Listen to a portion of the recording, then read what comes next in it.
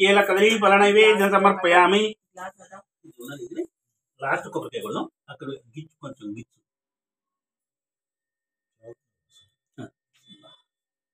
Okay అంతే. కదలీ ఫల నైవేద్యం సమర్పయామి. ఓం దీంతో కొంచెం నీళ్ళు చల్లుదాం. ఓం అపానాయ స్వహ, ఉదానాయ స్వహ, సమానాయ స్వహ, జ్ఞానాయ స్వహ. మధ్య మధ్య నైవేద్యం కదలీ ఫల నైవేద్యం సమర్పయామి. ఓం మహాగణాధిపతిదేవతాభ్యో నమః.